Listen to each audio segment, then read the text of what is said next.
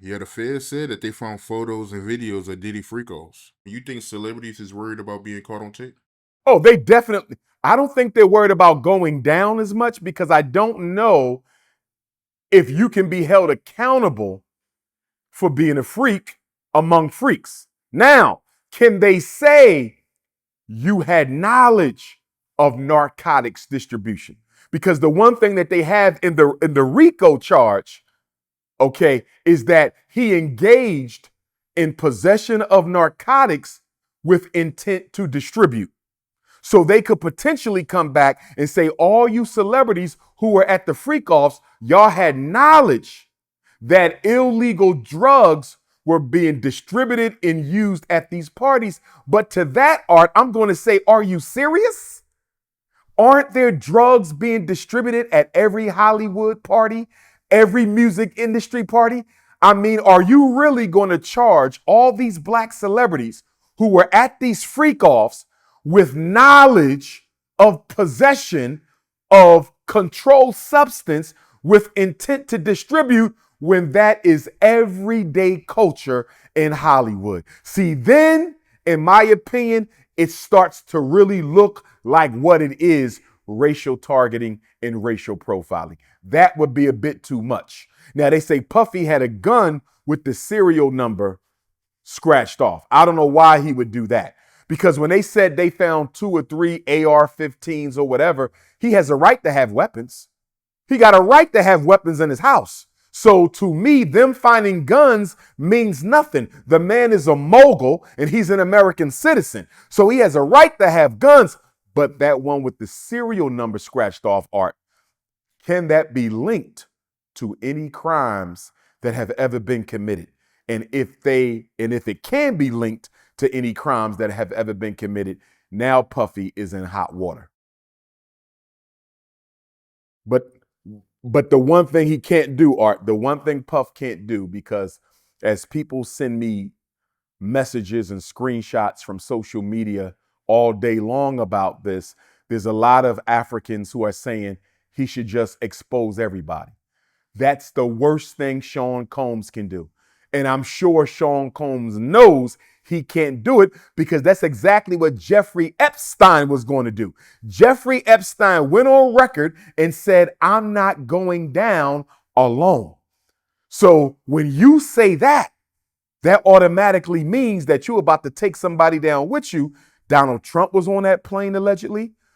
Bill and Hillary Clinton was on that plane allegedly. A whole bunch of people was on those Jerry Epstein planes. So they killed Jerry Epstein. He was murdered and they called it a suicide. And if they can do that to someone as powerful as a Jerry Epstein, imagine what they can do to a Sean Puffy Combs. So I think Puff knows he cannot bring nobody with him. He cannot expose anybody at all. The best thing he can do is wait until he gets out. If he ever gets out, do a tell-all movie and a tell-all book, and that'll probably make him a billionaire again. That's the only way I see Puff getting out of this, if in fact he is convicted. If Puff called me right now and said, Dr. Umar, I'm thinking about exposing these white folks, the only reason why I'm in here is because I sued Diego. I embarrassed them. I humbled them. They were forced to settle with me out of court.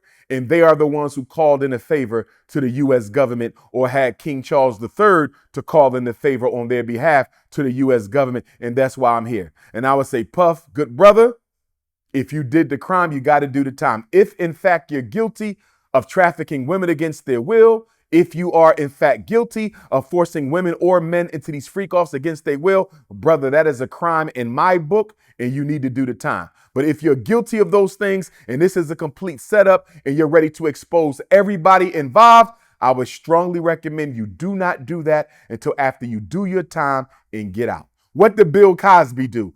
After Bill Cosby got released, Bill Cosby said, I'm going to tell my story from top to bottom. He never threatened to do it in jail because he knew he would not have survived. Bill Cosby is going to tell his story now that he's out, but to try to do that when you are in a controlled environment is nothing for them to get to a black person in prison and have your life taken. If they did it to Jeffrey Epstein, they could do it to Sean Combs. Now, let me go here, Art, real quick. Let's go back to the first black heavyweight boxing champion of the world. You know his name, I know his name, Jack Johnson. Jack Johnson was a bold, unapologetic black athlete who was well before his time. He knocked white men out in the boxing ring, and he paraded around openly with white women. So what did the white power structure do to try to destroy Jack Johnson? They passed a law claiming that it was illegal to transport women across state lines for the purposes of having sex. Art, this whole interstate prostitution thing, it started trying to destroy the first black heavyweight champion. I want to make sure your viewers understand this. Put this in context. Whether it's Sean Combs, whether it's Bill Cosby, whether it's R. Kelly, whether it's Michael Jackson, this whole thing of destroying successful black male celebrities started with heavyweight champion Jack Johnson. And they accused him of interstate prostitution when all he was doing was going around with his white girlfriends from boxing match to boxing match, vacation to vacation, having sex, and they charged him with interstate prosecution, even though they didn't have the evidence. I just want our people to look at this, Art, from a racial perspective, a legal perspective, and a historical perspective. This whole interstate trafficking of women was used against black men who were not engaging in prostitution. They were engaging in consensual sexual relations with white women that the white man did not like. And they were being convicted without sufficient evidence. And they're trying to do the same thing with Sean Combs right now.